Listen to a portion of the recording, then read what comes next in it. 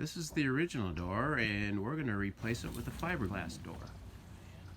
A repainted metal door with blistered paint is part of the reason that we're replacing this front door.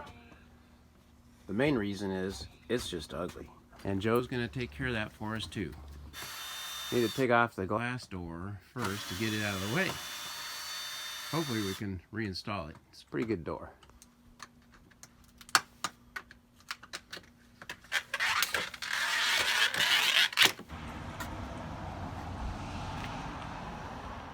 Out with the old, soon coming the new.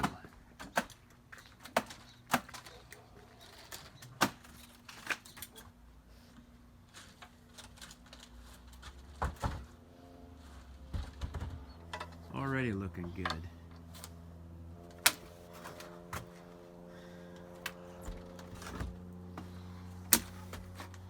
Like a glyph.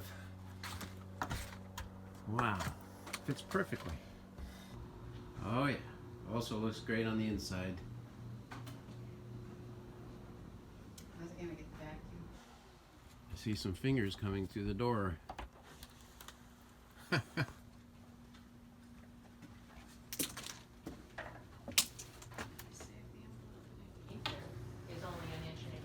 Wow, it's looking good.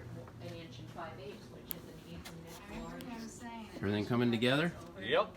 And nice and straight and level now. Looking good.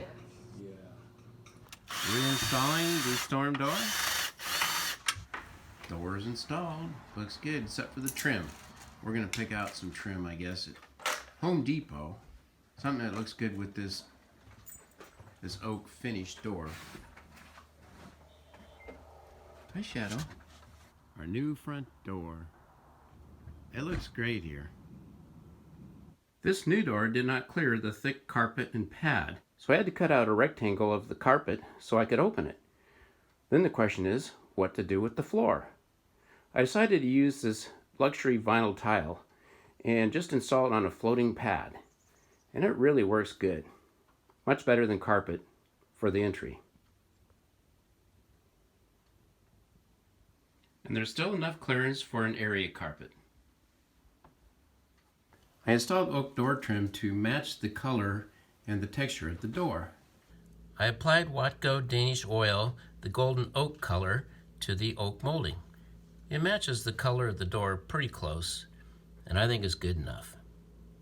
The completed door with the trim all painted. Looks great.